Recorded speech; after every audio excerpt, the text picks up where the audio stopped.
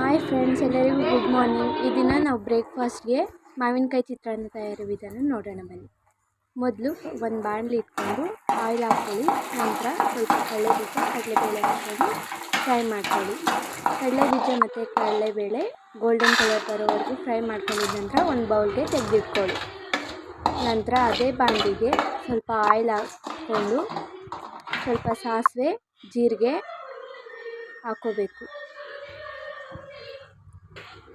ಸಾಸಿವೆ ಜೀರಿಗೆ ಹಾಕಿದ ನಂತರ ಒಂದು 2-3 ಹಸಿಮೆಣ್ಸಿನ್ಕಾಯಿ ಉದ್ದಕ್ಕೆ ಕಟ್ ಮಾಡಿಕೊಂಡು ಹಾಕ್ಕೊಳ್ಳಿ. ನಂತರ ಒಂದು 3 ಆನಿಯನ್ ಕಟ್ ಮಾಡ್ಕೊಂಡು ಹಾಕ್ಕೊಳ್ಳಿ.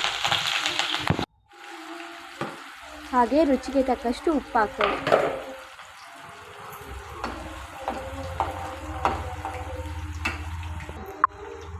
ಗೋಲ್ಡನ್ ಕಲರ್ ಬರೋವರೆಗೂ ಫ್ರೈ ಮಾಡ್ಕೋಬೇಕು. ಹಾಗೆ ಕರಿಬೇವಿನ ಸೊಪ್ಪು ಕೊತ್ತಂಬರಿ ಹಾಕ್ಕೊಳ್ಳಿ. ನಂತರ ನಾವು ಮೊದಲೇ ತುರಿದುಕೊಂಡಿರೋ ಮಾವಿನಕಾಯಿನೂ ಅದಕ್ಕೆ ಮಿಕ್ಸ್ ಮಾಡಿ ಚೆನ್ನಾಗಿ ಎಲ್ಲ ಮಿಕ್ಸ್ ಆಗೋವರೆಗೂ ಮಿಕ್ಸ್ ಮಾಡಬೇಕು. ಹಾಗೆ ಸ್ವಲ್ಪ ಅರಿಶಿನ ಪುಡಿಯನ್ನು ಬೆರೆಸಿ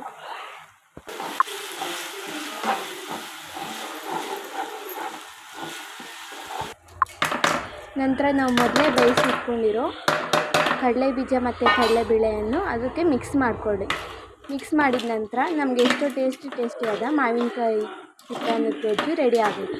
ನಾವು ಮೊದಲೇ ಮಾಡಿಕೊಂಡಿರೋ ವೈಟ್ ರೈಸ್ಗೆ ಮಿಕ್ಸ್ ಮಾಡಿಕೊಂಡ್ರೆ ನಮ್ಗೆ ಟೇಸ್ಟಿಯಾದ ಮಾವಿನಕಾಯಿ ಚಿತ್ರಾನ್ನ ರೆಡಿ ಆಗುತ್ತೆ.